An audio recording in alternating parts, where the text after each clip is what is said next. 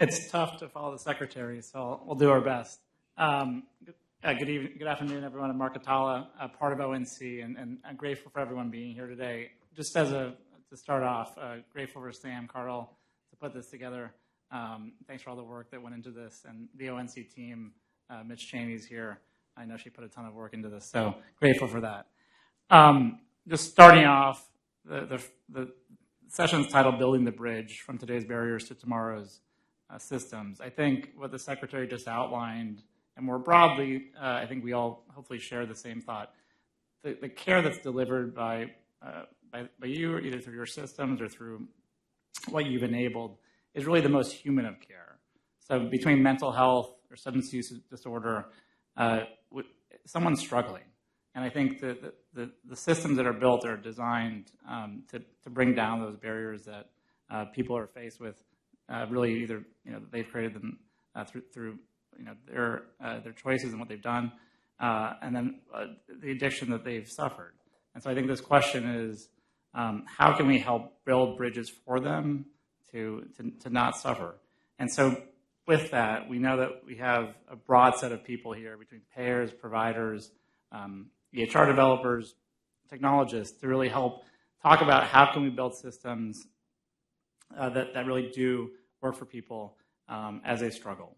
And so with that, if we can start with introductions, and Colin, maybe you can share what you do, and then also how health IT relates to your work as a starting point. So thank you again. Manage my distance here. I'm Colin LeClaire, CEO of Connections Health Solutions.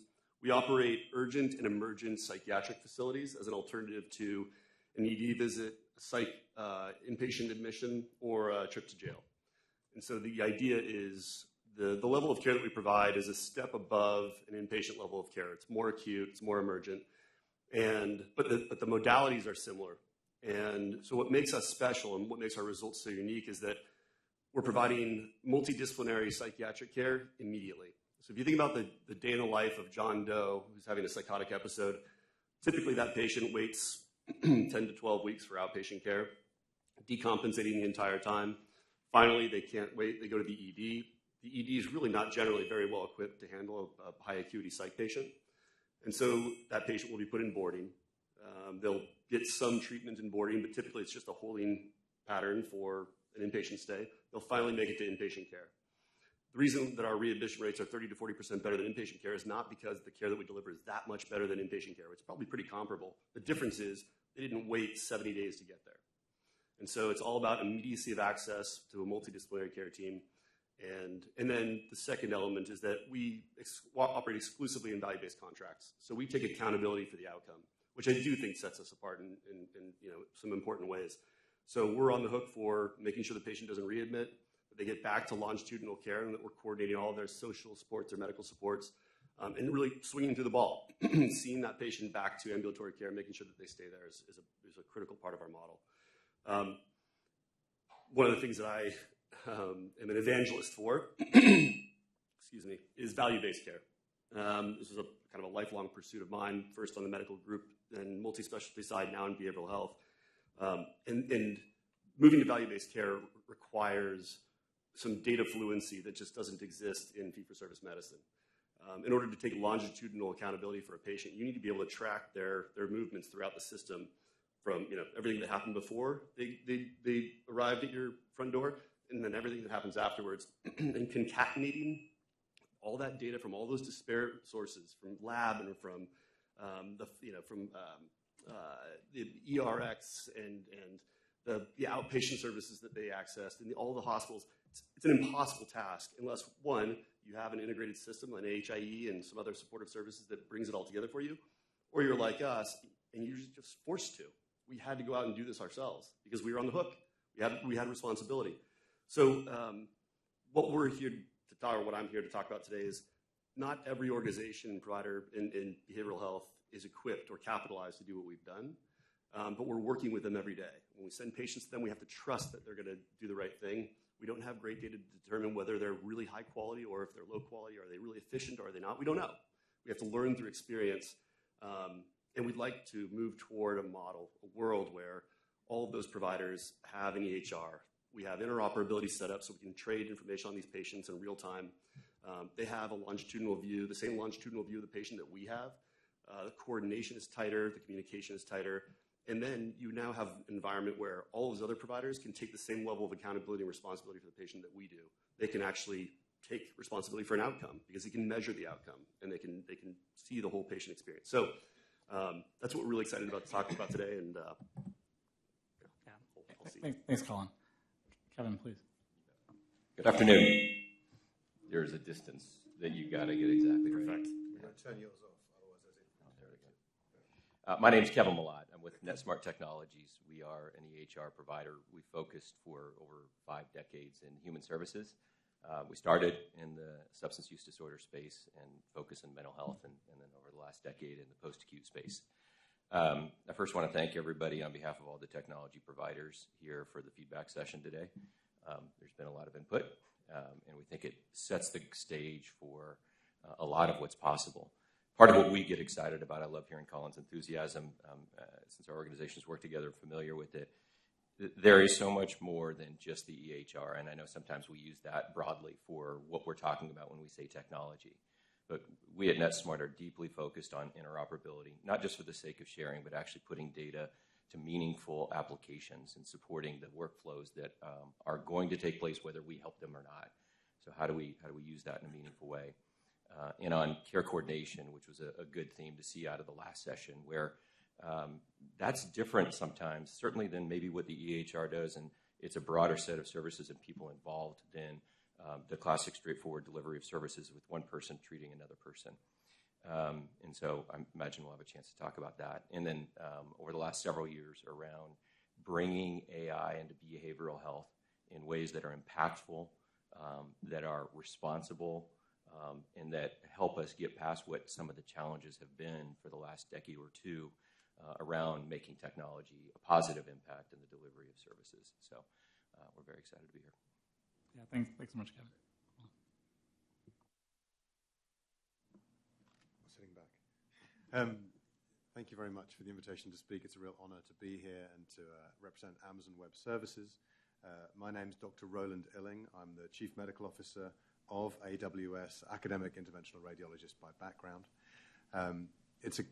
We've got a very privileged position because we sit across the whole data ecosystem. So we talk about, we talk to technology providers, we talk to end users, we work from all the way from startups through large vendors, all the way through state and federal governments, providing that very secure, highly scalable data infrastructure that underpins a lot of the systems that we use today.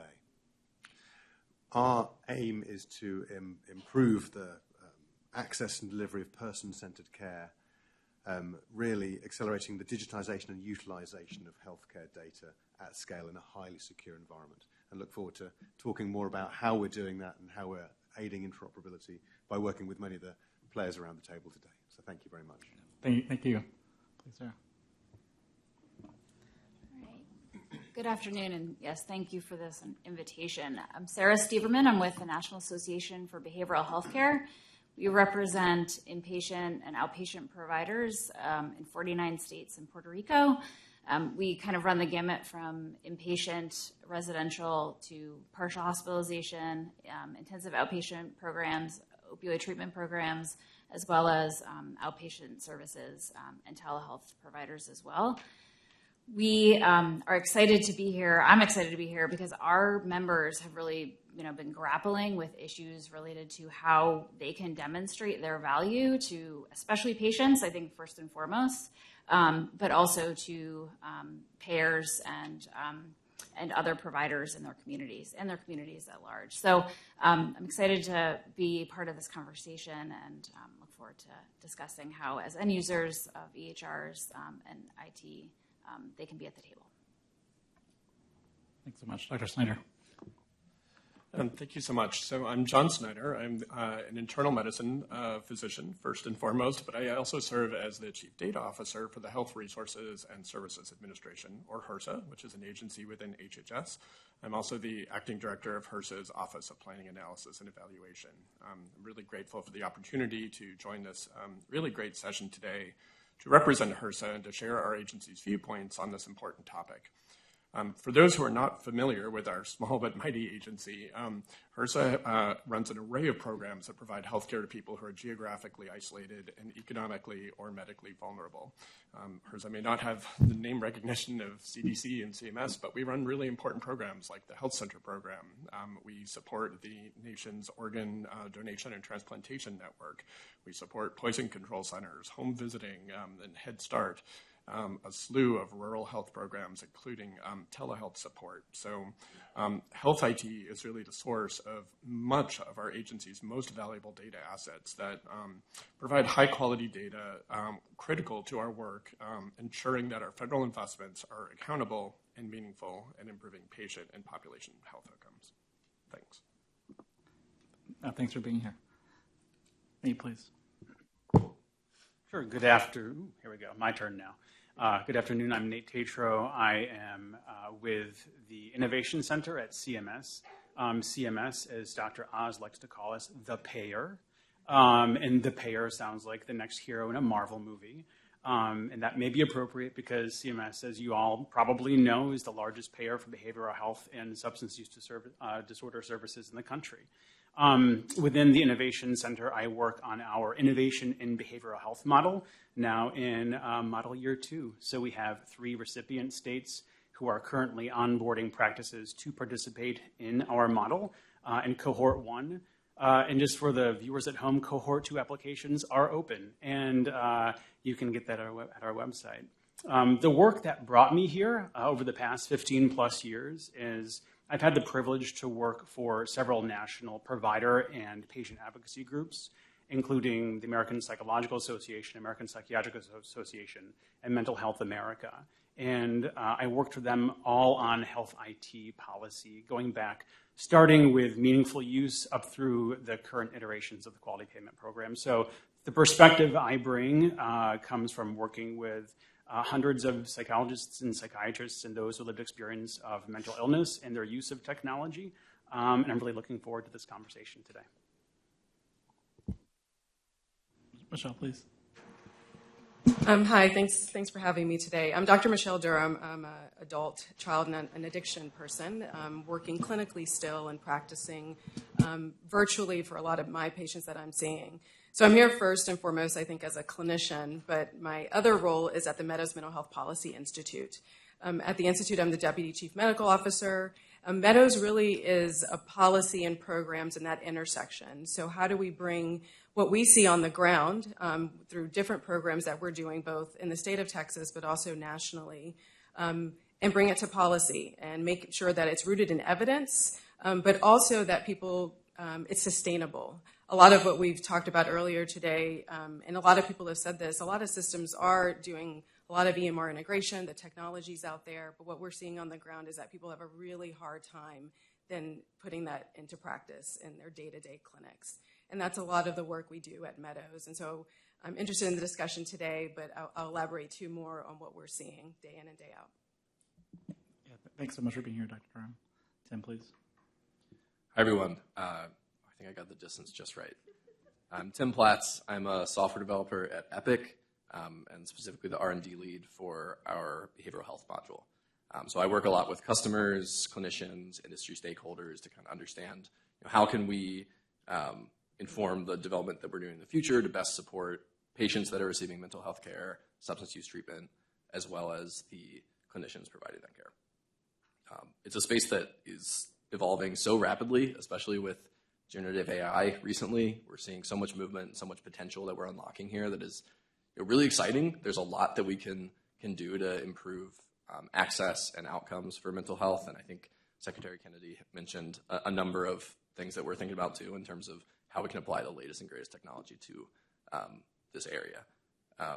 It's a area that's close to me particularly. I have a family member who has struggled with some depression and been in inpatient mental health services before. So it was actually at a facility that was using Epic. So it was very close to me and also like kind of comforting in a way that I knew that they were using the software that we had worked on, and kind of I knew the details of that software that was being used to treat someone who was close to me. So I'm really looking forward to this discussion today, talking about how we can continue to evolve how we're applying technology here to support these patients. Thanks for being here, Tim. Ann, please. Hi, everyone.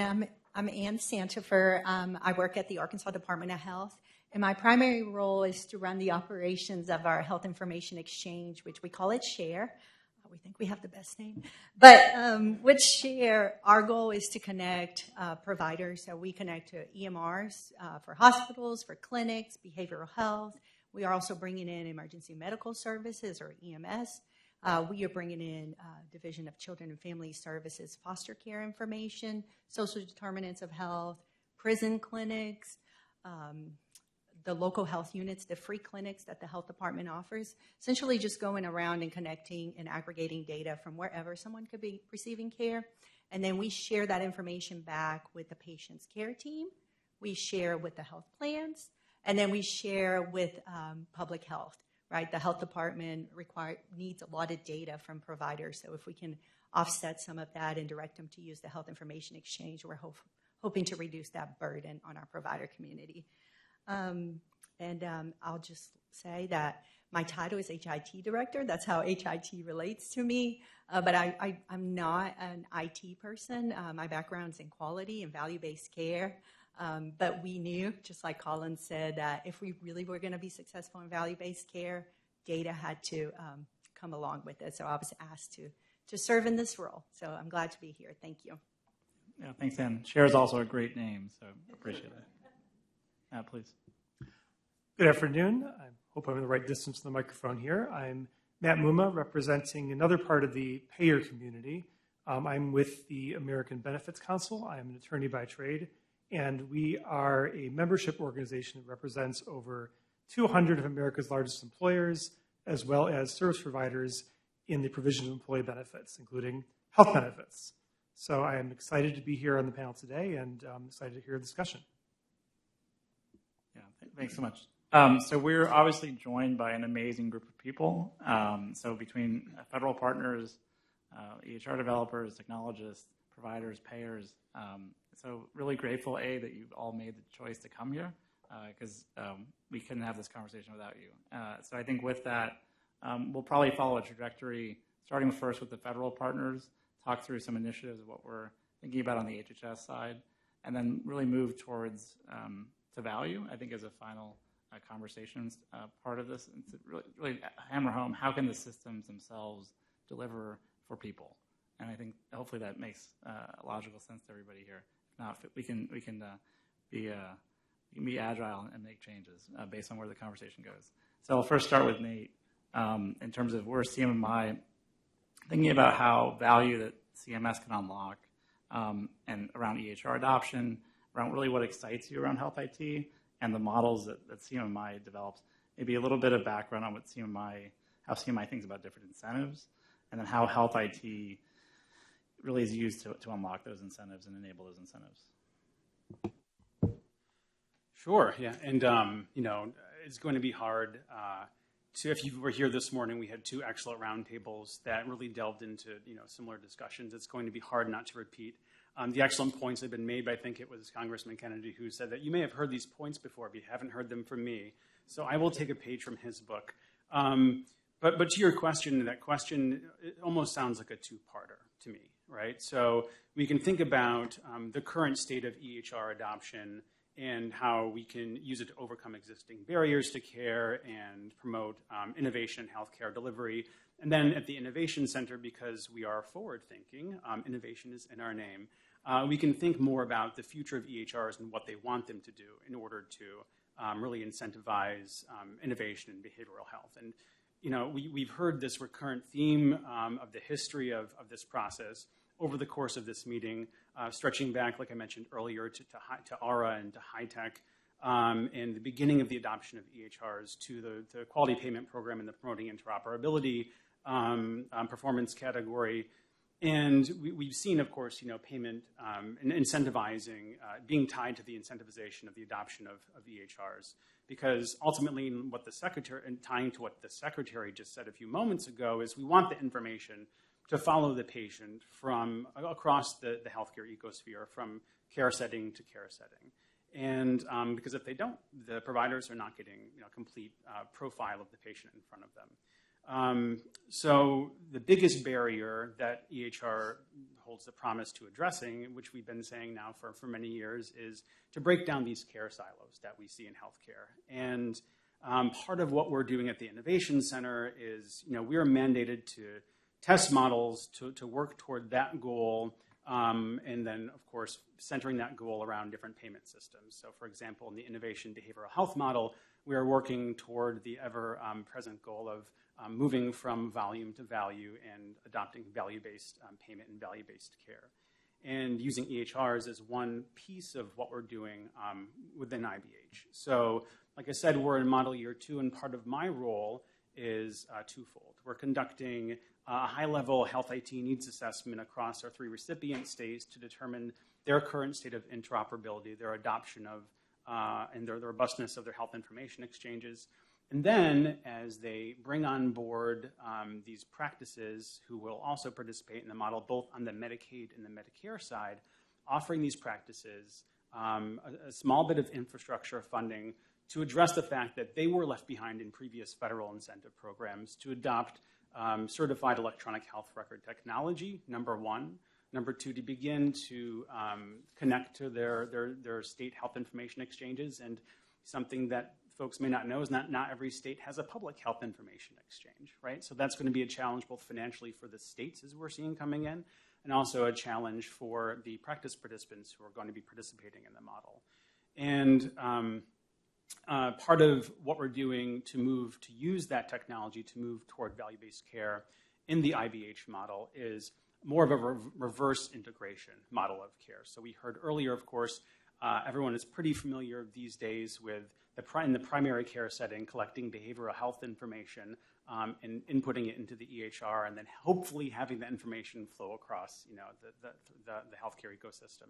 What we're doing in IBH, in a move toward value-based payment, using EHRs to address these barriers, is, and another panelist said earlier in the second roundtable, this no wrong doors approach, because many folks who enter our model, and we are targeting our model toward those with serious mental illness and substance use disorders, they may use their behavioral health provider, their substance use disorder provider, as their primary care. So within IBH, we are screening for those physical health conditions that we know are often comorbid with those with SUD and mental health conditions. So we're looking at hypertension, hemoglobin A1C for diabetes, and tobacco use. But we're collecting that in the behavioral health care setting.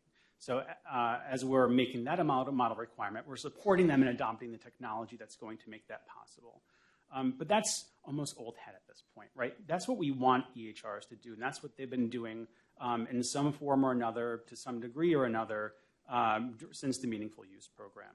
The way that we are building on top of that in the Innovation Center with the IBH model is that we're looking to close that referral loop electronically. And as you all probably know, there really isn't a common architecture across the country for connecting community-based organizations.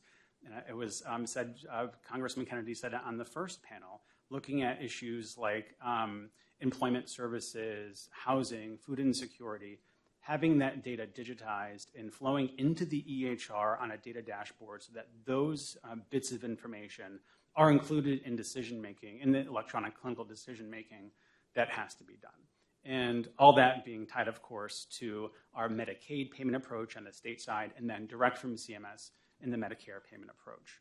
So that's the lay of the land, and those are some future prospects we have in IBH. And then really just to wrap up, my piece at least, is I'm sure you're all familiar now, there are other models looking at the use of technology in the Innovation Center. We have the Access model, of course, which I think just announced they have over 100+ different partners who've been approved to participate in the Access model, which looks at the use of digital therapeutics and digital health in measuring and paying for outcomes. And then we have MAHA Elevate, which looks to integrate through an electronic health record system, which I think Tim may be familiar with, lifestyle medicine and functional medicine, into the electronic health record, which again is a piece that Congressman Kennedy said on the first roundtable isn't necessarily measured as a piece of quality of care. We're really good at getting a PHQ-9 or a GAD-7 and measuring symptom reduction, but not so much looking at functional outcomes. So those are the sort of a few things that's happening at the Innovation Center with EHRs and reducing those barriers to care. Yeah, no, thanks so much. And one quick follow-up on, so you mentioned the electronic referral loops. If you could maybe share a little bit more of what does that look like from the person that really seeks all their care from one provider, and thinking about how that they're then referred out to other providers, and how important that is to the success of a patient or a person, especially in the context of the model. Yeah, so what we've, how different these different community-based organizations work to connect to providers has historically been a phone call, a fax, something that's not integrated into the EHR. And we know that connecting, whether it's warm handoffs, whether it's helping someone get a cab, or when I worked inpatient in a previous life of mine in Pittsburgh, putting somebody on a bus to go to a social services unit, if they get there, that is the first piece of a closed-loop referral, and that frequently doesn't happen. And when that doesn't happen, we see, when I worked inpatient, we see higher readmissions rates of the inpatient. We see higher presentations to the emergency department. We see higher readmissions to inpatient. And that does many things. It drives up the cost of care, it reduces the quality of care, and it results in really poor outcomes. So hopefully within IBH, working with standards-based organizations like FIRE, the Sequoia Project has a number of folks who work on this issue as well. Really excited for the BHIT partnership with ONC and SAMHSA, so we can begin to tag these really important pieces of mental health and SUD data to better integrate the data from CBOs into EHRs. Yeah, thanks so much. So moving to HRSA. So Dr. Snyder, the community health centers that you work with and support, they provide quite a bit of care across the country. I'd love some feedback and some thoughts on how to support the community health center, both between their workforce and the population and the underserved populations that they generally are caring for, and how EHR advancement plus technology just working for you. What does that mean? Absolutely. I'd love to actually highlight sort of this flagship program of HRSA, the Health Center Program. As many of you may know, HRSA supports one of the nation's most important systems in the healthcare safety net. We actually serve 32 million people per year through to the system of health centers across the nation. Health center patients often face the greatest barriers to care, however, including poverty, high chronic disease burden, rural isolation, and limited access to specialty services. So digital health tools like EHRs and patient portals create opportunities for health centers to improve primary care delivery for patients and providers, as well as facilitate the seamless exchange of data securely, health information data. Now, EHRs, however, can be burdensome to gather data from and analyze. So HRSA has invested through grants and cooperative agreements the TA needs, the technical assistance needs of health centers as it relates to HIT. So in August of 2025, HRSA awarded over $53 million to 52 health center controlled networks, or HCCNs. These are networks that support over 1,300 health centers nationwide to leverage health IT and to deliver high-quality, comprehensive primary health care, leveraging data with a specific focus on increasing health center capacity to improve the quality of care, support community health, and engage in value-based healthcare delivery. HCCNs, or healthcare controlled networks, help health centers optimize workflows within EHRs for data capture, mapping, and reporting. And as a result of HRSA's investments, 99.56% of HRSA-funded health centers now utilizing the EHR system. Now, I know I'm talking a lot about community health centers, primarily focused on delivering primary care. As many people have emphasized today, primary care is pretty essential to behavioral health care. I mentioned in my intro, I'm not just HRSA's chief data officer, I'm also an internal medicine physician. I've been practicing part-time in addition to my federal role for many years. And I'll tell you, a significant chunk of my day, probably a third of my day delivering primary care to patients, is actually managing behavioral health and substance use issues, depression, anxiety, ADHD, and the like. I can vouch for this based on my own sort of clinical practice experience. But also, many people have long advocated for better integration of primary care and behavioral health care, as well as sort of co-location of these services for patients. Primary care and behavioral care, health care are not separate items. Now, I'd like to talk a little bit about some bright spots and sort of challenges in this space. So let's start with some challenges. A lot of health centers are ready to exchange their health IT data, but not all of their partners are actually ready to receive it. So, for example, many health centers face challenges in connecting to their state and regional health information exchanges and registries, as well as to third-party databases such as laboratories and non-clinical data sources. This is often because of incomplete IT architecture or perhaps barriers at the state, regional, and local level. Another major challenge and a pretty large data priority for HRSA is figuring out how to improve interoperability and data exchange across our grantees, as well as with the broader healthcare system. HRSA has actually been working in a great partnership with ONC for the last couple of years to try and address this and to facilitate more efficient reporting from grantees back to HRSA on their funded activities and outcomes. Our aim is to improve efficiency while also protecting the identity and confidentiality of patients who are represented in the EHR data. Also, in the sort of scope of challenges, I'd argue that a lot of patients are increasingly having to navigate a very complex healthcare landscape. They see many different types of providers at any point in time, and they need the ability to share their health data with hospitals, with specialists, with behavioral health providers. I'm not sure we've really figured out how to do this best on a large scale. In my own clinical practice, I'll actually refer patients to a specialist, and I often don't receive notes or lab results back from these specialists. In fact, I'm actually asking my patients, what did that specialist say? This is not the best way to deliver care. The data brief that ONC just released yesterday shows, I would say too few behavioral health treatment facilities are using EHRs for the purpose of exchanging health information. They tend to use EHRs more for documentation. I think that's a space where we can do better.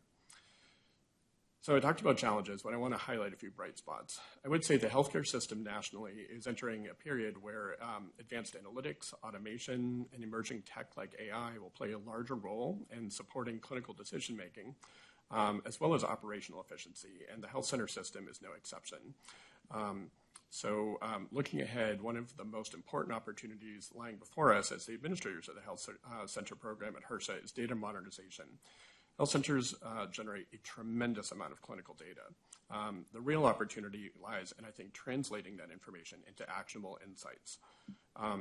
Currently, about 94% of HRSA-supported health centers are participating in these health center-controlled networks. It's actually the highest rate of participation we've ever had. And these networks are really at the cutting edge of helping health centers build shared analytics platforms, allowing care teams to, say, identify high-risk patients earlier, to close care gaps more efficiently, to monitor population health trends across communities, and to improve outcomes across those communities. So thanks for letting me speak just a little bit about HRSA's perspective. Oh, thanks for being here. So I think that's 2 votes right now for better referral management, just in case you're keeping score at home. No, thanks, Dr. Snyder. So I think we've heard from 2 federal partners now between CMS and the Innovation Center and then HRSA in terms of how can we think about IT actually being an enabling factor. I think the concept of EHRs, not just being record collection systems or ways to document care, but really to be enablers of care and enablers of outcome, I think brings us now to the technical side. So between Tim, Kevin, Dr. Elaine, and Ann, I think bringing you into the conversation, I think we'd love to first start with how can we think about EHRs, broader technology, use of artificial intelligence to both increase access to care, especially when it's access is critical for patients and people and their families. And then I think beyond that, how do we actually deliver some value and start thinking about outcomes and not just purely EHR serving as record collection systems? I'll start with Dr. Elaine, maybe as a kick us off. Great, thank you. it was a real privilege not only to work across the US, but also globally with a lot of health systems around the world. And everyone's suffering from the same problem, which is how do you provide highly secure and trustworthy systems on one hand, but highly scalable and extensible systems on the other. And that's why we're seeing this dramatic shift to cloud taking place at the moment. And we're working across organizations, and we're very proud to support the sort of state interoperability systems like MyHINS, the Michigan Health Information Network, and others to allow that data information exchange. Trust is really important, so how are we providing trustworthy systems at scale and bring in all of the trust controls that cloud computing can bring, because the checks and balances are there. It's obviously it's a shared responsibility with those that are building on top, but you've got to have really secure infrastructure underneath it. And then that will enable patients and care providers to access that right data at the right time. Part of what we're doing is also trying to get organizations upskilled in terms of the technology itself. So actually, how can they have AI-ready data infrastructure? And so how we're working across technology companies like NetSmart, for example, who are actually building out that technology layer. And we're releasing some of the latest technology into the healthcare and life sciences space with agentic solutions, so agentic services. So agents are software, they're able to take actions on behalf of users. And so some of those back office functionalities that Secretary Kennedy mentioned around ambient voice capture and consolidating information in order to surface it at the right time, at the right place for providers, and also automated code extraction from care episodes. Some of that can now be agentic, and I know NetSmart is building that into their systems of record. And then when it comes into actually the delivery of care itself, it's that extensibility, and the scale is really important. So we're working with partners like Talkspace, and Talkspace can scale 6,000 providers, therapists across almost 4 million members across the US, providing AI-powered treatment personalization, and that can go across text and video and audio, and organizations like Ruler. And so Ruler can do matchings. They can do client matching with therapists. Again, nuanced for language and cultural appropriateness and insurance coverage. And they can really address therapy deserts. So again, talking to low and underserved areas is really important.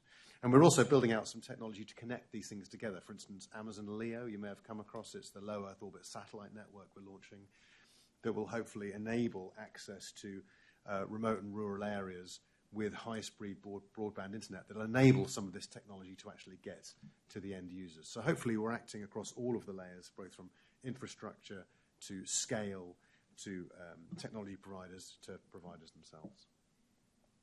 Yeah, that's great. So I think we've outlined really the cloud and infrastructure that can really enable technology to be implemented. I think now it would be great to talk through the actual technologies we're building and trying to implement for people and for patients. So Tim and Kevin, welcome your thoughts. Yeah. Oh gosh.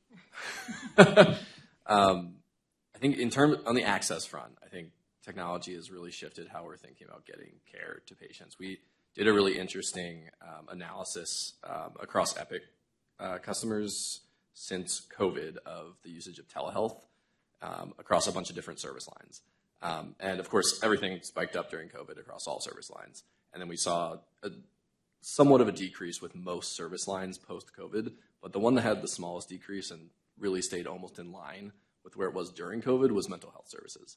So I think it fits really well with delivering mental health care, and there's a real appetite for telehealth with patients seeking mental health care. I think it goes beyond just telehealth, though. There's a lot of other ways to get patients kind of access and that like initial connection with trying to get care. Things like just self-triage workflows, being able to use even conversational AI to kind of walk patients to a point where they can get to the right type of care that they're looking for. It's really important for mental health too, because seeking care could be something that a patient with a mental health issue decides they want to do in one moment, and it could go away really quickly. So if that moment is, at midnight and they have to wait until the next morning to call a clinic or something. They might not actually have the will to do that the next morning. So I think it's really important that we have all those different entry points so patients can get access when they really want to seek access. And then I'll talk a little bit about sort of once patients are in the system, what technology can do to, enhance outcomes and have streamline things for providers as well. There's a lot of things that we're thinking about here, and I think it centers around having a really high fidelity patient story. So we want to make sure that, with all this data that we have so much data that we can capture. We have it all in one place, and it's something that can travel with the patient as they go to all these different points of care. So it's great to see things like the BHIT, USCDI Plus initiatives to really put BH at the forefront there and make sure that we're prioritizing having all of that data as something that can interoperate, can be available as patients see these different providers. And then once they're actually receiving treatment, and we want to make sure that the providers who have this wealth of data also can get to the data that they need the most in that moment to make informed decisions. And that's where I think AI plays a great role. We've seen AI be really great with things like summarizing large wealths of data, bringing data to the top of the chart. And that's really, I think, one of the best ways we can apply it is making sure that we're identifying certain risk factors about the patient, or making sure that elements of their history are being surfaced to the provider at the right point in time. It offers so much potential there. And then I think we talked earlier about ambient as well. I think that's an area where it's really growing as like the future of how we're delivering care. I've talked to a number of psychiatrists and therapists who have started to use ambient tools, and they just are in love with the fact that they can focus on the patient and trust that all the information that they need is going to be captured in their note, even captured discreetly after the visit. Sorry. Are you turning up? I had one word. Yeah, one Sorry, thing. no. Oh, you turned. Sorry. Where was I? I think that especially is extremely important for mental health treatment too, where it's a really vulnerable experience to go seek mental health care for patients. And if you're going into that visit and you're feeling like the provider is not giving you that face-to-face time, you're not feeling that engagement, it can be really demoralizing and not make you want to seek care. So having that avenue to still capture all the important information while you're providing care with ambient technology and AI charting really opens up so much more potential for the provider to just be focused on the patient. It also saves them time down the line when it comes to documentation. And then the final thing I'll mention is, as we kind of think forward with this, we've learned a lot recently about how we can apply AI to not only surfacing insights in the chart, but also doing more with predictive analytics. And I think as we have more and more of this data available, there's so much potential there for producing new predictive AI models for things like suicide risk, readmission, especially important when we're talking about capacity. How can we get to these patients earlier and get them the care they need earlier before they get to a point where they really need high acuity care? No, thanks, Tim. Anne, please. I was just going to piggyback on what Tim said about prioritization, because I don't think the technology is the barrier here. I think if a state like Arkansas, a flyover state, can create this interconnected system between providers, payers, and public health, I think other states can as well. I think prioritization is, what the focus needs to be. IBH is great. Maha Elevate, we have all these great programs rolling out, but if your state doesn't apply for it, then you don't qualify and you don't participate in it. So states are left in a position where they have to decide what do they want to focus on. So right now we're focused on moms and pregnancy, and we got the TEMA grant, but I think there's so many great opportunities too, but it takes someone prioritizing that and making it, the whole reason SHARE exists is because the legislature created an act and said, we will have one of these. It will be voluntary. And even those voluntary, we have all the 4 hospitals in Arkansas connected. We have 4,000 clinics. And it's really just about showing people and educating people and showing the use cases that matter to them, but also finding that fine line of, giving them enough data to where they're going to take action and they're going to prioritize it, but not giving them too much to where they're going to ignore it and just, this is just another report that I'm getting from someone. Yeah, no, thanks, Ann. And I think the concept of prioritization is really, really important here. So, Kevin, would love to hear, what you've built out that you think prioritizes patients and their families in terms of care and that experience. Yeah, sure. And I want to talk about outcomes in conjunction with that. I do want to go back to access just for a second because I'm a Kansan, and so Senator Marshall's comments this morning stuck with me. And he described what has been a difficult experience, suboptimal technology for way too many physicians. Dr. Snyder, I suspect you've seen that at times too. And so I thought both Tim and Dr. Illich described some of the uses of AI that are really impressive and making a difference. And one of the things that was shared earlier today was that we can increase the capacity, which is in some cases a great outcome. That equals better access. But one of the fundamental challenges is that we still have a shortage of clinicians. We have a high degree of turnover, and there's a tremendous amount of burnout. And so we need to deliver a better experience for the sake of people wanting to do the job. And part of what's happening with the AI solutions that we've been able to equip clients with is that it makes it easier to do their job. I was working with a client last month who they were dealing with some clinicians that they felt were very strong clinically and were not performing because they could not get over the technology hurdle. Everybody's probably seen this in one clinical setting or another.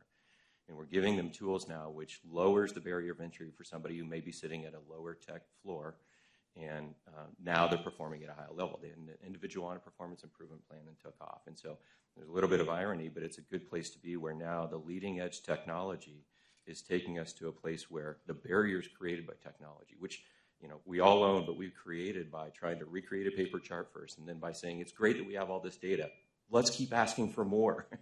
And so we're solving those problems now by using AI to create a better front-end experience for organizations. With respect to outcomes, I think we have described throughout the day some of the things that I think we all want to see and that could apply.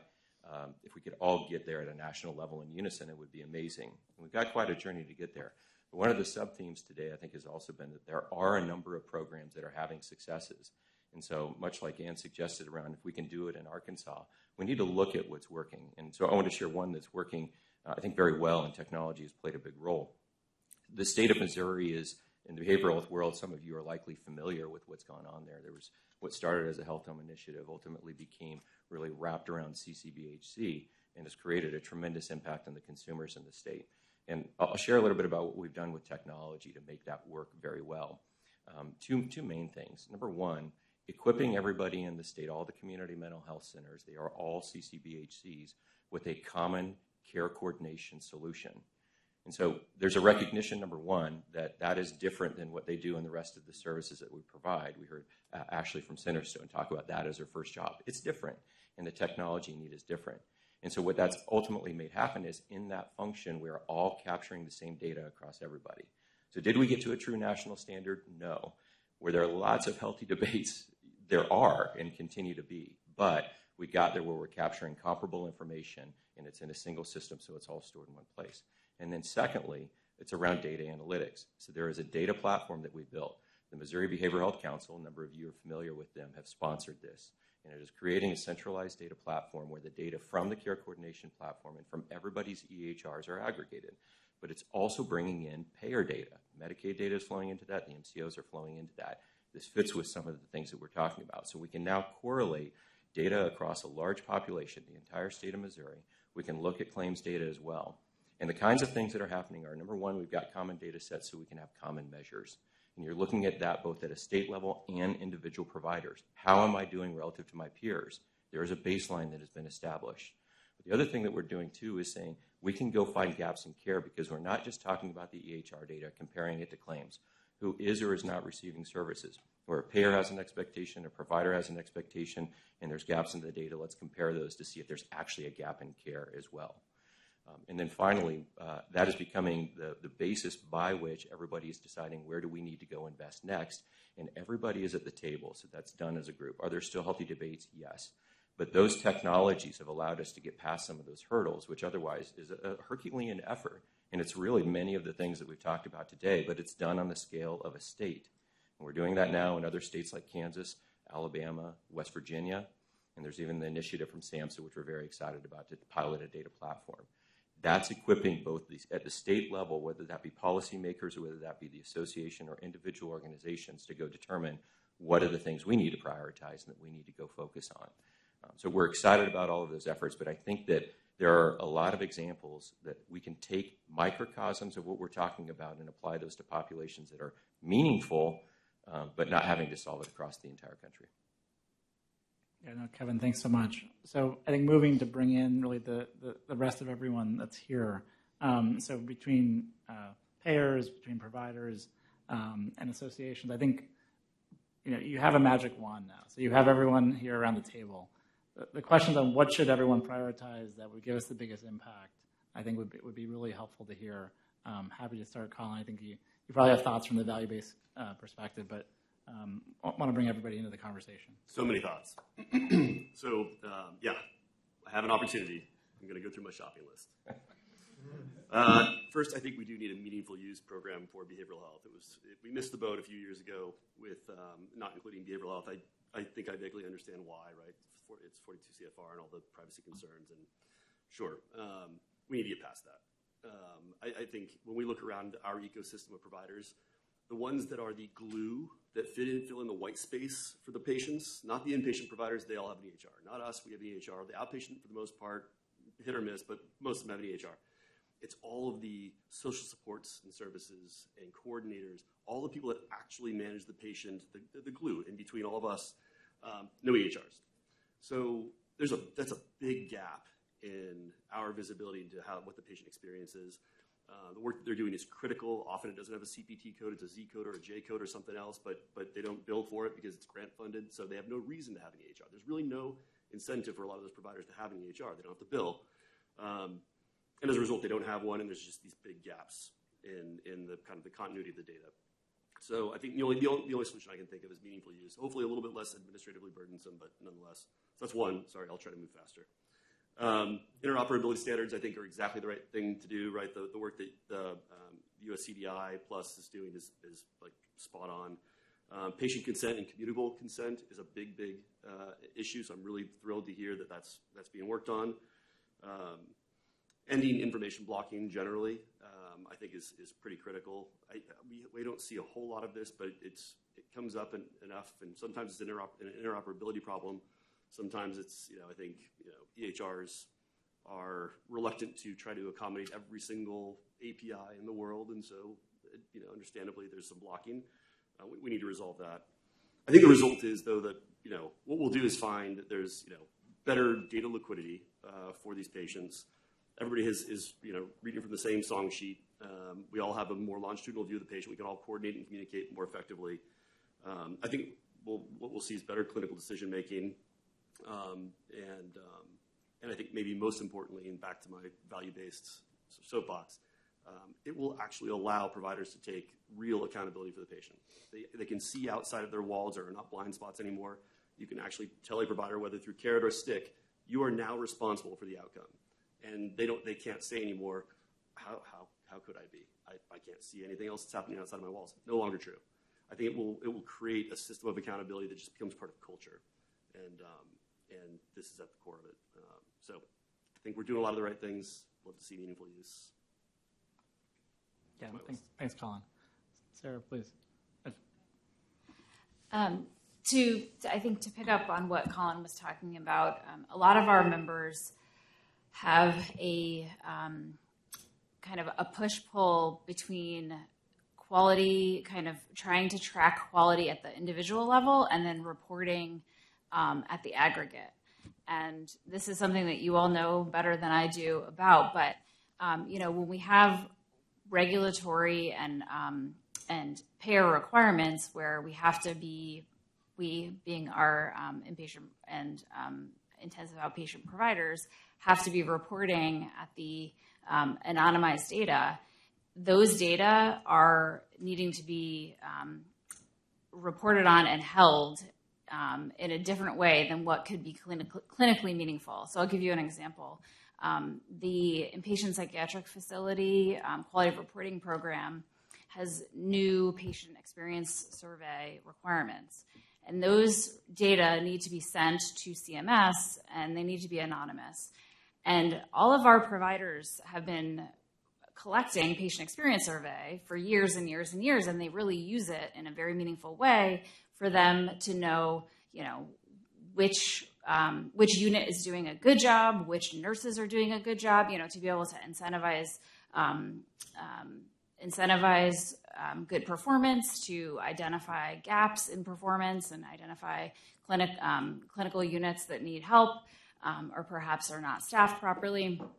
And the requirements from CMS are that these data need to be reported anonymously, and so they can't trace these data back. So our folks, our members, are at the point of trying to figure out, like, do we collect this twice? One way, segregated that we can use it, and one way that we can report to CMS. And it interrupts the clinical flow. It interrupts the patient-provider relationship, which is, as we all know, like the most important part of effective care. When our providers have to be asking more than once for the same data. So there's some real, I think, kind of concerns that our folks get when their regulatory requirements come down, when they're not involved in the decision making, because it does interrupt the clinical, kind of the clinical care that happens on the ground. Yeah, no, thanks so much, Dr. Durham. So I think, really bringing in, beyond just the EHRs, I think it would be great to hear your perspective as a clinician, and more broadly, how can we actually make this real for patients and their families? Yeah, I think I'm going to shift the conversation just a little bit because of the fact that at Meadows, not only what I'm doing clinically outside of Meadows, but at Meadows, we work a lot with folks in small clinics to big health systems that have an EMR, actually, have vendors, so tech vendors that have come in. And it's a little bit to your point, Anne, of what are you prioritizing in your clinic or in your health system? And when there was money, from some of these, because we're working both in Texas but also nationally, so there's been money, essentially philanthropic dollars sometimes, or grant funding, and they're like, okay, now we want to do this because we actually have the space, time, and funding to do it. And so they have all the tech there. And what our team really is doing is a lot of training, technical assistance, and implementation work. Because we can get all of this done, and I think everybody today has said, we want to do this, we want to share, we want to stop siloing, we want to coordinate for patients and families. And even if we do that, on the ground, it's quite hard for people in good faith and that they want to do good work to really do it in a meaningful way that has good outcomes, and thinking about measures. And so we're really on the ground from day one with not just the clinical champions, to your point as well, of thinking about, are there providers in the room where we're making a lot of these decisions? So there's clinical champions from primary care doctors to behavioral health clinicians, because we do a lot in the primary care space of doing the collaborative care model, right? It has billing codes, so we have billing people at the table, and also IT.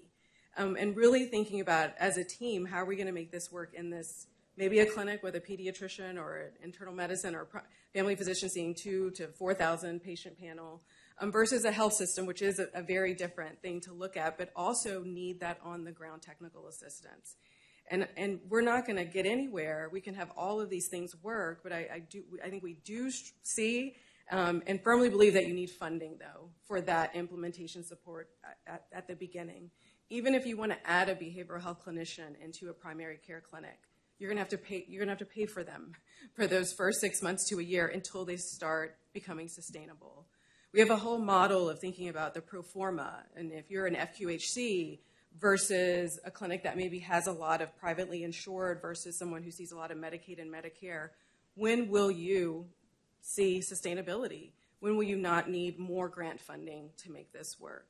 And so that's a lot of what we're thinking about, and what we see definitely with, because we have all the vendors and we've been working with a lot of the neuroflows of the world, and we see them, in various clinical settings, and they also have told us, we get there and we have this great product and they bought it, and now it's not doing what we know it can do, actually. And so that's our job. We have a full team doing that work. And then I think the other side of it, though, is I mentioned, clinically I'm a child psychiatrist and I'm seeing kids and I'm working for a startup. So Meadows is not clinical at all. It's a policy institute.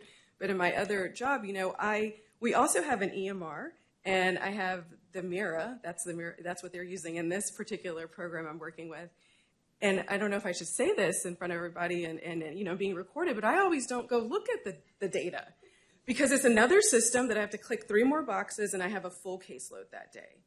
And so sometimes I do, depending on my clinical judgment of this is an important case where I really need to go see all the data that's been tracked, for the last month. And I think that just gets to the reality. If the day is busy, things happen. And so that integration piece is so interoperability is so important of I don't want to go to 4 systems to figure out what's happening with the person in front of me. I think early on in this conversation, I think it was one of the senators said 1 EMR nationwide, and I don't necessarily disagree with that point. As a resident working in a VA system, I thought it was lovely. I could see what happened in California to the vet, and I was in Massachusetts. And so it's just really difficult when we start having all these other tech, because we know it's there. Everyone is saying it's there. And yet they don't talk to each other, even in right there, the patient's in front of me. And I'm telling you, I don't really want to click through 5 things to get to that when I have to have a whole conversation with them at the same time. The last thing I want to say is about, there was a lot said about what measures and what are we doing? And so Meadows, we have had a couple of convenings already with national policymakers, payers, at many different, insurers, organizations, but also some other state and national organizations, really starting to ask that question, right? Of okay, because payers is a whole different ballgame too of what insurance is going to pay for what metric at what time interval, which measures. Some of them don't measure functioning, and we know quality of life and functioning is key in mental health and substance use, and key to life, right? That are you functioning? Are you doing the things you love to do again? And so, but nobody's really talking to each other at that level of, is it really the PHQ-9? Is it the GAD-7? Is it some other functional measure?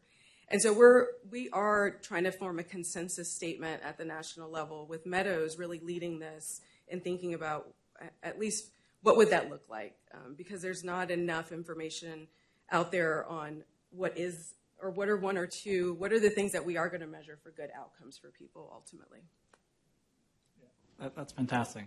So I think what you highlighted was really a lot of design questions. And so those could be system design questions, technology design questions, payment design questions, which is a great segue, I think, to Matt, and benefit design. So I would love to hear payer perspectives. How can we advance this and use technology that works?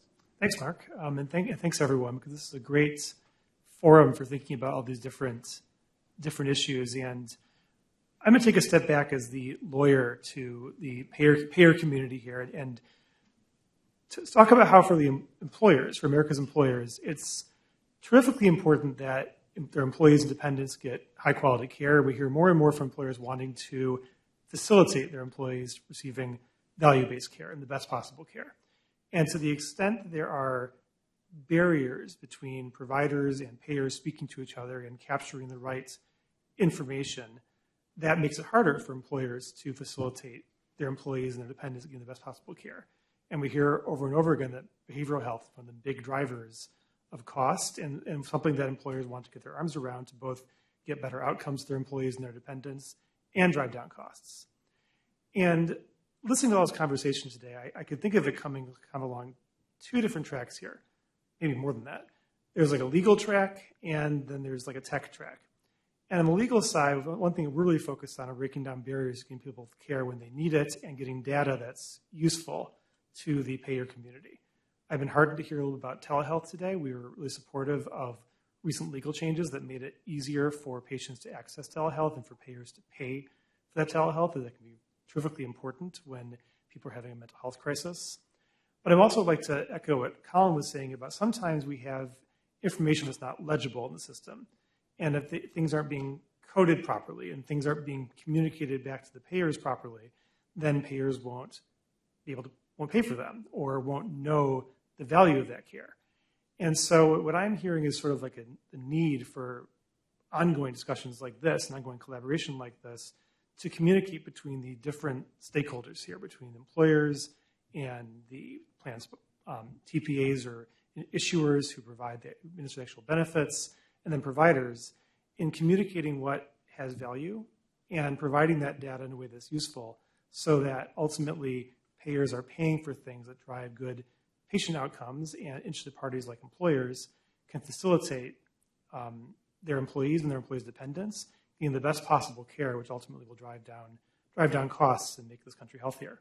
So this has been, for me, a great learning experience with all the different tech side issues here in thinking about how to get that information back to payers so the best possible outcomes occur for their covered lives. Thank you. Yeah, Matt. No, so just one follow-up. I mean, as you think about your members and then really bringing benefits more broadly across the country, I mean, how do you think about the role technology plays, the role systems design can play? Maybe unpacking a little bit of the benefit side or the care side would be really helpful. So one thing that it makes me think of that's been something I think has been a pending program is the Advanced Explanation of Benefits, which was enacted into law as part of the No Surprises Act. And one thing that we are hearing on the payer side is that the technology platform or integration for payers to talk to providers and make that actual advance notice of what a cost will be to the patient work is just not there yet. And so that's the sort of thing that we would love to see prioritized, and that where tech, I think, and the ability to communicate useful information about these patients in real time would be incredibly important to alerting people in advance what their healthcare costs are going to be, because that's something on our side we hear a lot about and have a lot of trouble with, which is people are oftentimes afraid to get care, confused about what care they need when they can't see really good cost estimates in advance. And we've seen, when I was in government, we've worked on a number of programs to make that work better, but there's still, I think, a big technological hurdle there to get them a last mile to get that actual dollar sign out to patients to help them get the care they need. And so that's something that tech can really help with in facilitating these legal programs getting off the ground. Yeah, no, thanks, Matt. And so we actually have that on the pharmacy front now. So ONC finalized a rule last year really to enable that around real-time prescription benefit pricing. And so we've seen adoption really increase, and that patients with their provider can know at the time of prescription really what the cost of the drug is. So they don't need to suffer when they show up at the pharmacy counter and can't actually afford the medication they were prescribed. They can actually change the medication to one that's covered for them under their plan and actually start care and therapy at the time there. So we really have two extra parts here. The first is going to be an open conversation that I hopefully bring everybody together to have a conversation on what to think through, and then the last would be as we wrap up, really what prioritizations you guys think through. So I'll start with Nate and Dr. Snyder in terms of kicking off really an open conversation. What did you hear today that either challenged something that you came in with that you want to emphasize, that really to move us forward based on bringing everyone here, all the expertise and different perspectives. I'd love your opinion and thoughts. Sure, yeah, and it's really interesting being on this side of the conversation as a Fed for the first time, having worked on this issue in mental health. A couple of things that stuck out to me, but I do want to go back to what Michelle was saying, particularly around the need for robust technical assistance, education, and support for providers on the ground in the adoption and integration of the technology. As an example, I'm not sure how many of you out there have ever purchased and tried to assemble furniture from a certain Swedish company. It's very popular, high-quality furniture. I don't speak Swedish. I don't read schematics. I can't assemble that furniture. I need support, so I go to YouTube or I ask some very patient people in my life to help me with that. Not to emphasize what the importance is. What I've heard from psychologists and psychiatrists throughout the years is there's not just need for understanding the technology out of the box and how to use it. It's how to make sure it's integrated appropriately into some very unique mental health clinical workflows. Understanding the very complicated regulatory frameworks that we have at the federal level around sharing not just general mental health data, including the provisions in HIPAA for protecting psychotherapy notes. And then we talked a lot today about 42 CFR Part 2 and its harmonization with HIPAA for treatment payment operations. What does that mean? A lot of these issues we see with providers make them very skittish about integrating technology because they don't necessarily know what they're getting into. And put into that not just the federal regulatory and legal framework, but at the state level, different health information exchange policies around opt-in versus opt-out. And those are changing all the time from the perception of a lot of these providers. So I would say that technical assistance, that the ONC has a lot of good stuff out there. My colleagues at ONC, OCR has a lot of good stuff out there. SAMHSA has a lot of good stuff out there. We can go to some of the tech companies at the table. I'm sure you have a handbook on how best to help to implement the technology that you've spent so much time developing. But really, on the ground, TA is probably going to be the number one thing I would underscore. The second thing that really struck my attention is when Colin said we should have a meaningful use for behavioral health. I can unpack that in a variety of ways, but if I'm just waving my one magic wand, I do think there is some degree of optimism in that the ONC, as it's reassessing its certification program, thinking through being more API forward and API leaning.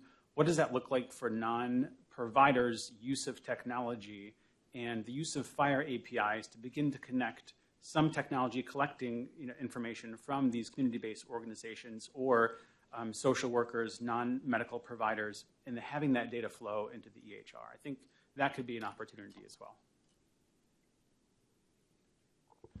Great, and of course, obviously, we want to help people struggling with mental health and behavioral health and substance use issues, but I would really love to give a hat tip to Kevin, actually, for kind of pointing out that tech needs to also make it easier for clinicians to do their jobs, right? Like, I think this is so important. I've seen a lot of research that says that technology and AI not only doesn't save time for providers, it actually adds time, right? And I think that we need to be really mindful of burnout and of retention of healthcare providers, particularly in safety net settings where it's already very difficult to recruit and retain providers where they're most needed. I will say to my own practice, some of our early AI tools, like, for example, like the ambient sort of like future of like listening to patients. Patients are really wary of having like a speaker like listening to them talk about their mental health issues. There are some things that like I think are great ideas. They're hard to actualize. But recently, my practice actually provides sort of draft emails to like interpret lab results and help communicate them really clearly to patients. And I found those really helpful. I do think that they need to be personalized so they sound like they come from a human being. but I do think things like that could be time savers and in turn could be useful tools to reduce burnout. Yeah. Thanks so much. I think to unpack that a little bit further in terms of so the patients that you treat, how are you viewing the technology in terms of how you think they would like it? And that'd be great to understand. Oh, that's a good question. So, like on the app from an app perspective, or just from using the tools? So we can use ambient as an example. So, Dr. Snyder's point, do you think people are comfortable? This is a sensitive subject. Do I want AI listening? Yeah. Just for the most part, not just for me, but also from colleagues who are two different systems that I have colleagues in. Our patients are okay with it, and they agree. We have to ask each patient, right, if they're willing, because that's not part of the consent. And so overall, I would say people have been fine with it. I think on the flip side, notice that during like intake notes versus a follow-up note, it hasn't been as great, what's been transcribed and ready for our review. So that's my N of one in our clinical setting, but this is with, there's about 15 child psychiatrists and probably about 100 child therapists in this particular model that I'm working with. And so there's work to be done, but to your earlier point, Dr. Snyder, that part worries me about the research that's coming out about AI One was I think out of Boston and MGH, just recently out of JAMA, right, that you think AI scribes are saving you all this time, and it was like 5 minutes at the end of it all. And I think that worries providers on the back end, because it's like, well, are you just going to start from the system, or are you going to just start putting more patients in my schedule? And as I'm not a primary care doctor, but I know a lot of primary care doctors that are already seeing like 15-minute full physicals, and you're like, what's happening in 15 minutes? And so, but that is a worry from the provider side too, right? Like AI is the thing, and yet research is starting to come out. And so I'm not against it at all, and I think most of us in the field aren't against it at all, but what I would love to see is more research dedicated to it, and different models from your FQHCs, your CCBHCs, to your, I'm in a startup world in the job I'm working. So it's a startup company. It's not an academic medical center or your public hospital, in a city. And so that sort of worries me. The other thing I just wanted to say, and it was a little bit about what Colin mentioned earlier too, about just maybe it was like crisis services. And unfortunately, literally just Friday, I had a kid that I had to send for mobile crisis intervention.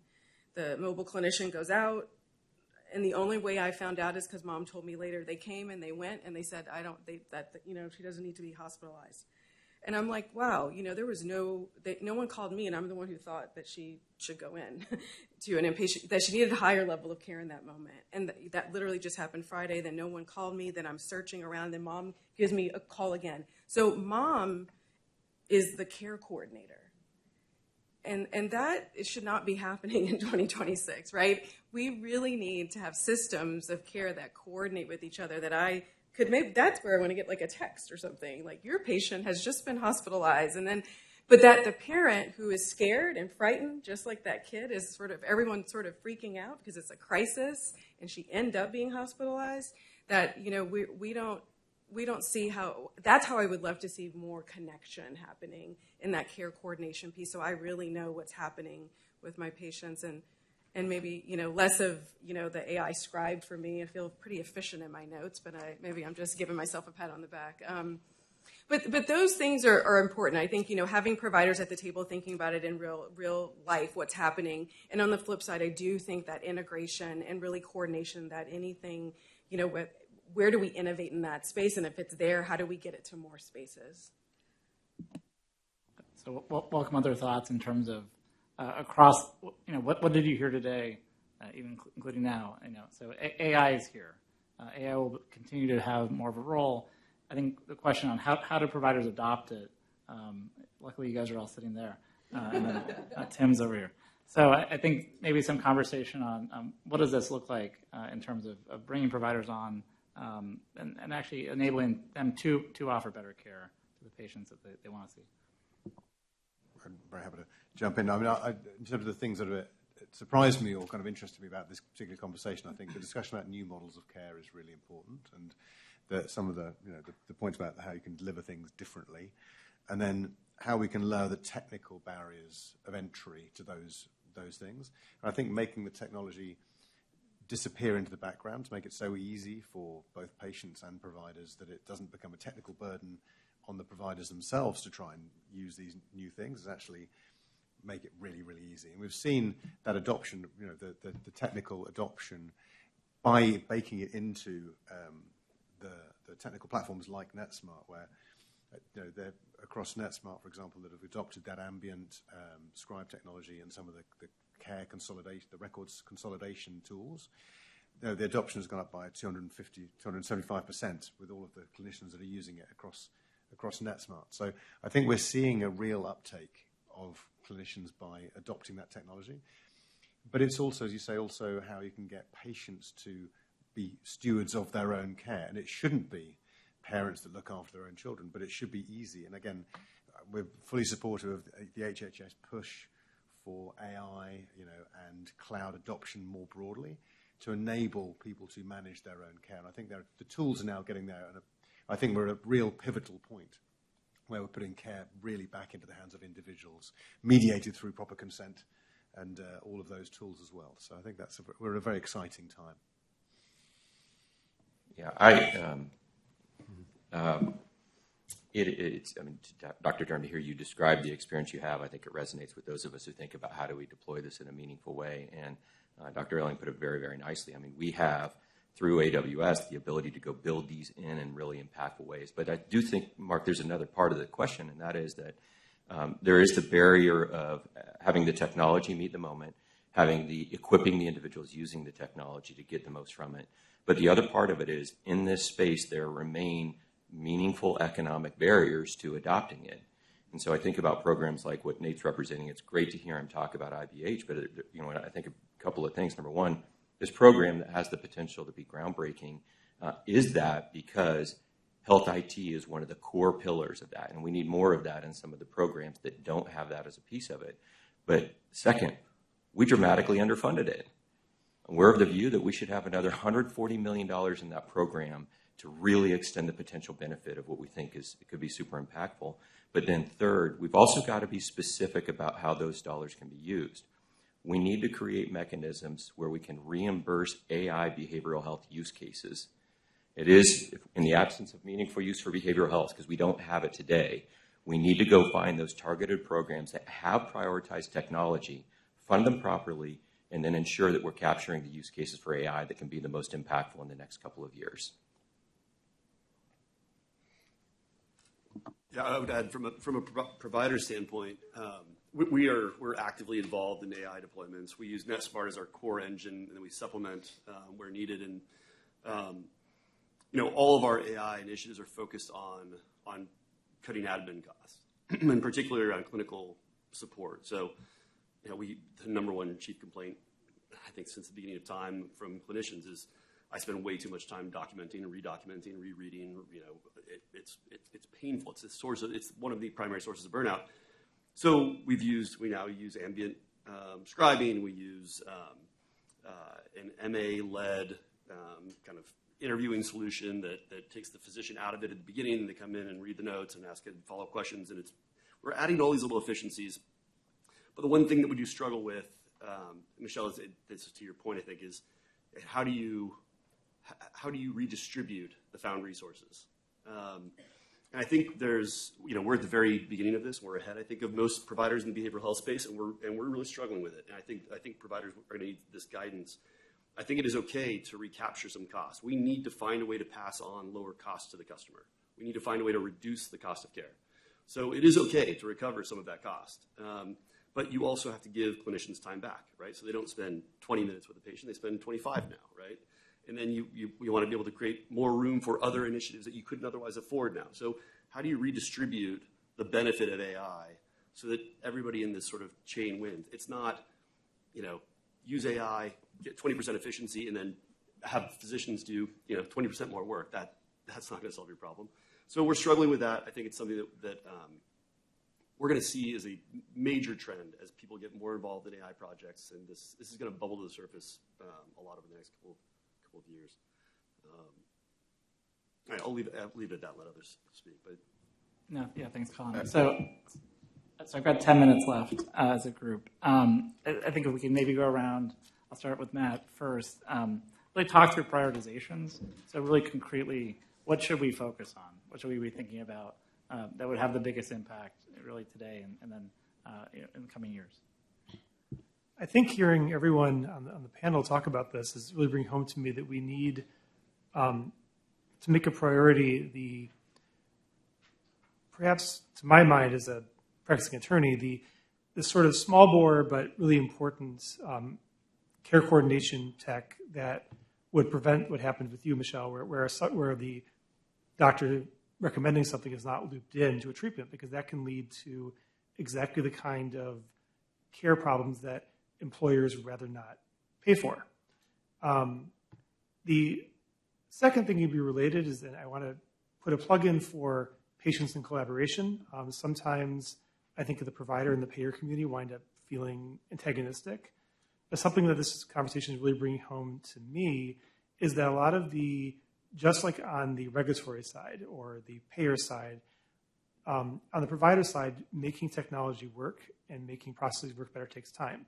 Sometimes there are, I don't want to call them false starts, because ultimately you learn by experience, and if you see something doesn't work quite the way you expect it to work, you pivot and make something work better. And that's something I have a lot of familiarity with from working in the federal government and working on regulatory initiatives. So just kind of an overall pitch for remembering that making the system get better will just take a fair amount of work and a fair amount of time to get through. So thank you. I'm going to blow your mind, Michelle, but we have this thing called encounter notification services. So it does exactly what you want, which is to notify the physician that their patient has had an inpatient or ER visit. And it's like really low-level tech for HIEs. So if that's something you're after, your Health Information Exchange can provide it to you. That's our most popular product. And, you know, going back to the workflow and education, when we bring in a new clinic to our exchange, we don't say, here's something and it's out of the box and this is how you're going to use it. We take an approach of learning their needs and then trying to incorporate our tools into their existing workflows, right? That's better for the patients, for the providers, for the support staff that's doing a lot of that pre-visit planning. So I'll just leave you with that. If you're not working with your Health Information Exchange, I highly encourage you to. If you don't know who it is in your state, reach out to me. But as far as, you know, the future and AI, things that we want to focus on, and I think every state's probably going to be a little bit different. For us, I think patient access is needed. I think the capability is there. What I'm struggling with at the moment is the identity piece, right? How do I know that Nate who's requesting those records really is who he is? So once I figure that part out, we hope to have a patient access tool. And then, you know, just as selfishly for your HIEs, you know, we are your last mile. We know your providers. It's all about choice, especially when you're dealing with states in the South. I know there's been a lot of conversations about a single EMR, but at the end of the day, people want choice. And an EMR does a lot more than capture healthcare records. It's also the provider's billing systems, and they want to have those local codes so they can bill appropriately for their own organization. So things to think about when we're talking about a single EMR for all. Just keep choice in mind. And we can help you on the patient matching piece. So I solicited feedback. We meet monthly with a group of behavioral health clinicians who are at a variety of EPIC organizations to kind of talk, just get their insight into how we're thinking about the future. And I solicited feedback from them on this question about if you could say something to the government, what would it be in terms of a meaningful change that would help you? And the consistent theme was related to 42 CFR. I think it was 42 CFR Part 2. It's obviously something that was very well intentioned, but there's been improvement with, you know, single consent and trying to make things easier in that regard. But a lot of them still felt like this is something that's really kind of a burden when it comes to like getting the right information about the patients that I'm caring for. Two of them actually work both in San Francisco. They know each other personally. They work at different organizations though, and they said they constantly struggle with like they're seeing patients that they know are getting care elsewhere, and they're still finding they're like missing out on getting certain pieces of information. So it's a tricky thing because organizations also I think tend to they're overly conservative with how they interpret it. And they all interpret it a little bit differently, which can cause barriers as well. But I think Mr. Kennedy made a great point earlier when he was talking about just the patient safety aspect of it as well, and how, you know, we really want to make sure that this information that could change how you're, you know, providing anesthesia to someone in a really meaningful way that can impact patient safety is readily available. And then the other point I wanted to make was, you know, I think we talk a lot about like ending the stigma around mental health, and I think this is something where the intention is to make people feel safe about their mental health, you know, substance use kind of data. But I think when you're telling patients that, you know, this is all this other data out there, including like HIV information, this is the one thing that is different, that's like other, that we're gonna like restrict. It almost serves to like kind of lean into that stigma. So I think it's obviously a really tricky area, but I think the one thing that I heard the most from a number of the clinicians I talked to was around 42 CFR Part 2. I think I'll reiterate a little bit of what I said earlier. You know, I guess Anne just proved my point that the text exists somewhere, right? And I just don't have it where I'm working. But that the tech and the EMR and everything is out there, and so I'm going to hone in on the message that whatever we move forward with, and how do we give states and clinics and providers the right resources to implement it well. Or else it's just going to be sitting on the shelf, right? And no one's really going to be using it. And so really investing in that to make good meaning of their clinical workflow and how they roll it out. The other thing when we're thinking about stigma, because I just thought about this, is, work with a lot in primary care and in pediatrics. And, there's a lot of stigma even within those walls, right? When we start integrating mental health and substance use care. And so even though I'm saying training and technical assistance, maybe around integration or a new workflow, some of that is literally us teaching around mental health and trying to reduce stigma even for providers, nursing staff, medical assistants. And it's a culture shift when you're saying now you're going to treat mental health and substance use in your primary care clinic. Some states probably do it really well, and other states, there's just a lot of work around that area. So training is about the infrastructure and IT and make sure billing and everything, but it's also just straight didactic. Let's talk through cases, and let's remember that these are people and families that are coming in for care. So we'll skip the federal colleagues and move to Sarah. Thanks. I think a last kind of thought, we've talked a lot about quality outcomes and kind of coming up with quality measures throughout the day. And Michelle, you mentioned that Meadows is working on this. We've also been talking about this quite a bit internally.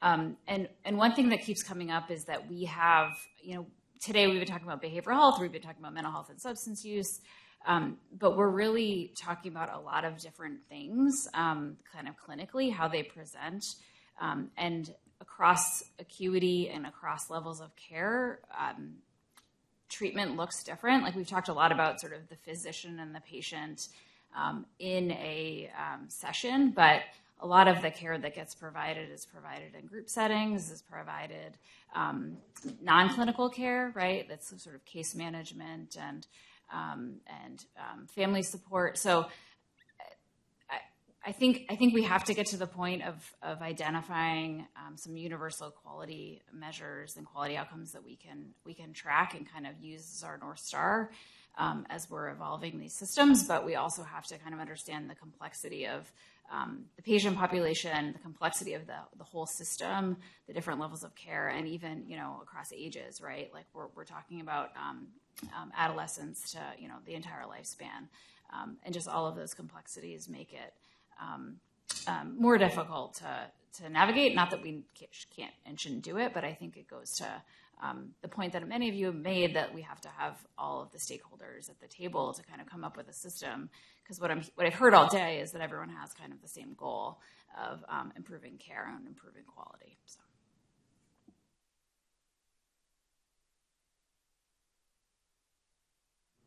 I think my takeaway at the end, in terms of introducing some of this, the AI technology into this environment, is really making sure we have an appropriate risk-based oversight system in place. So making sure that we're able to introduce those things that we can quickly in an appropriate framework. And we don't necessarily need to over-legislate or treat all AI tools the same, and especially when we're building out new pathways. So I think that's where I'd like to make sure that we don't over-legislate and that we maintain the appropriateness.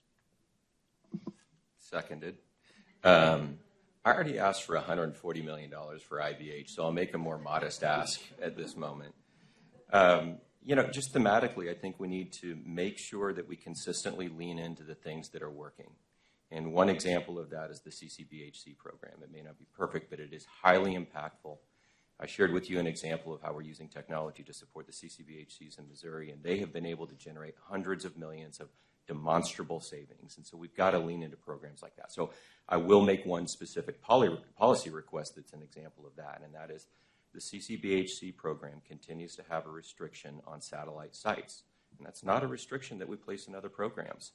And so if we can remove that, it would allow these programs, which are highly effective, and organizations which already work in different settings, to go extend that into places like jails, like we talked about, into homeless shelters, into acute care ERs. We've got the proven track record of the delivery of services and the technology to support those different modalities. So we need to look at those policy adjustments that we can make that can extend to things that are working well.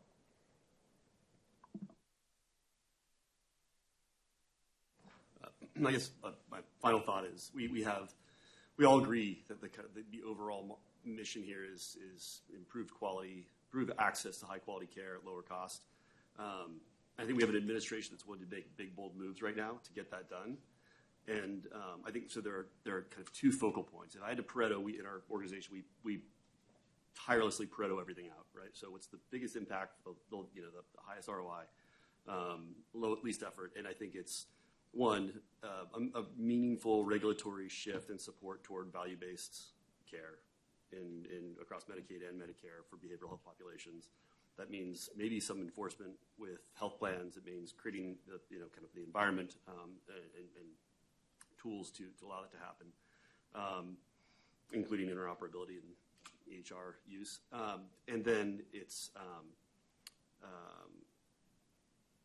completely lost my train of thought. I had a really important second point. I'm sure. Really good. I was going to bring it home. No, so I'll bring it home instead. So grateful for everyone being here. This is fantastic. I think it's just the start of the conversation. I mean, we really need across care coordination systems implementation that providers themselves want and can actually use. I think AI will be critical across this, and so I think the to your point, risk-based adoption to help really drive that clinical awareness and then patient awareness of the use of AI, I think will be important. So to Pareto myself, we're joined by Dr. Stephanie Herodopoulos, and so I'd love to invite her to give closing remarks. If you can stay seated while she joins.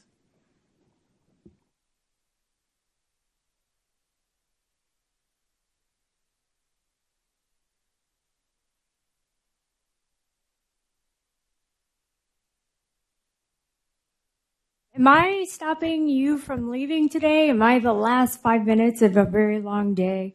Because I have to make it interesting then for you. But I'm Stephanie Herodopoulos, and I'm a family medicine physician coming from Florida. I served as a physician in the front lines for, over 20 years. And then I did a lot of public health initiatives while I was there.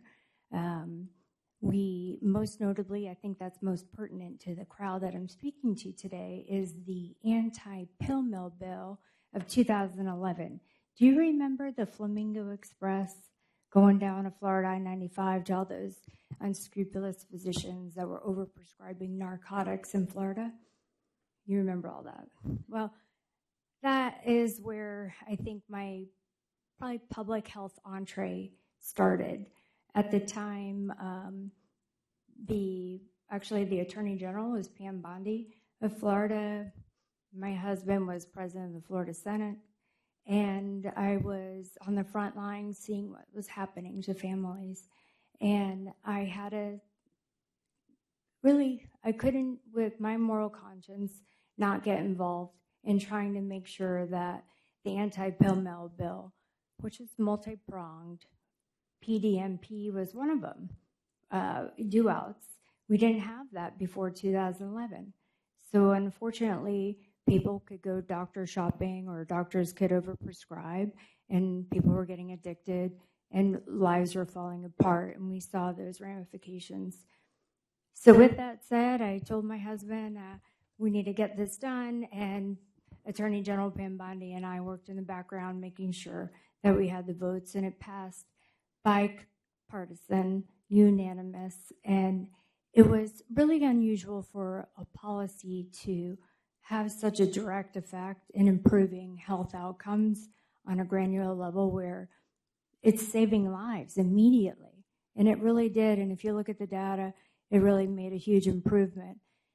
So with that said, after that, I helped with increasing the awareness in neonatal abstinence syndrome, serving on a statewide drug task force, and then wanting to apply to the Florida Board of Medicine to be on there for making sure that the unscrupulous physicians were maybe not continuing to have a medical license. Now, I know we've gone the root cause of a lot of addiction and mental health issues have changed. The landscape's changed since then, where it's not doctors overprescribing so much, and it is maybe fentanyl and other substances that we see out there. I do want to bring attention to you for your awareness of 7-OH or 7-hydroxymetragenine. Have you heard of this substance? You have? That's being sold at gas stations and vape shops. And unfortunately, this is the source of addiction that doesn't require prescription or for you to go and buy narcotics on the street. This is right at a gas station and a vape shop. And it attaches to the opioid receptors in your brain 14 times more potent than morphine. And this is a problem. And this is a problem that we're seeing in our society. So I know that you're all very interested in this, but I wanted to bring it to your attention so you understand something that I am very passionate about and wanting to bring attention to. From the Office of the Surgeon General, I was able to sit as the Chief of Staff and Senior Advisor, and now the Principal Deputy Assistant Secretary of Health and Policy.